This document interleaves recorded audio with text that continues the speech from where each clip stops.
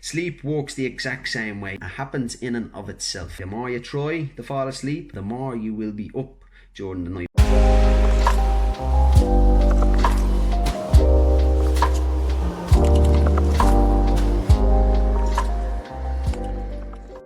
It's a strange analogy, I know, but it's a good analogy to get this point across. So I'm going to share it with you right now. I need to go to the toilet, right? So number one, bear with me. I know it sounds a bit strange, bear with me. I need to go to the toilet. Now if I stop this video and go into the toilet and try my best, like really put in an effort to go to the toilet, I'm not going to be able to go to the toilet. This was an issue I had as a young one. I used to go to football matches every Friday night as a young kid.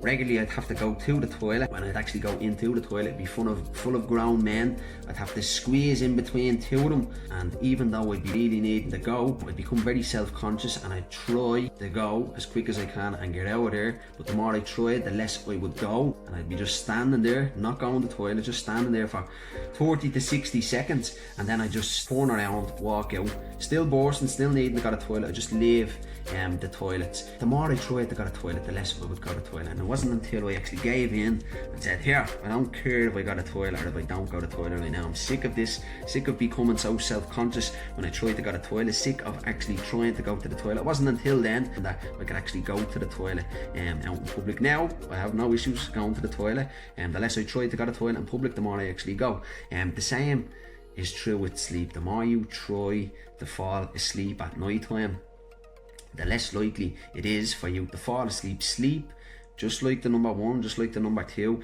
just like your heartbeat, just like your breathing, it happens in and of itself.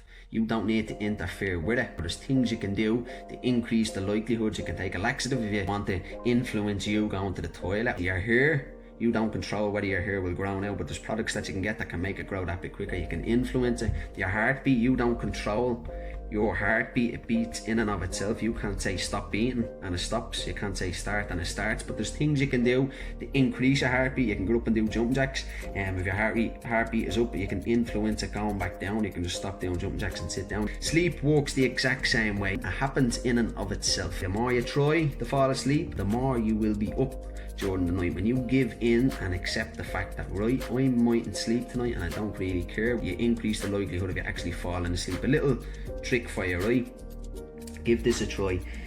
When you go into bed tonight, if you've been struggling to fall asleep over the past couple of days, weeks, months, years, whatever it may be, instead of trying to fall asleep, turn off all your lights and try to stay awake. Play a little game with yourself. Keep your eyes open. You're not allowed to use your phone to keep you awake. You're not allowed to read to keep you awake. You're not allowed to watch the telly. Lights are off, phones off.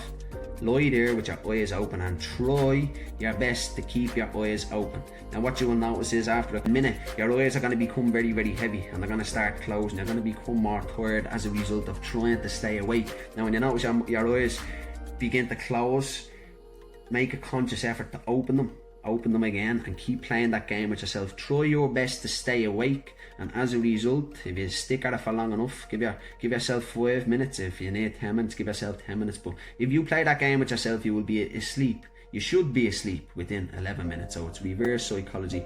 Give that a try, and if you do try it and if it works, let me know.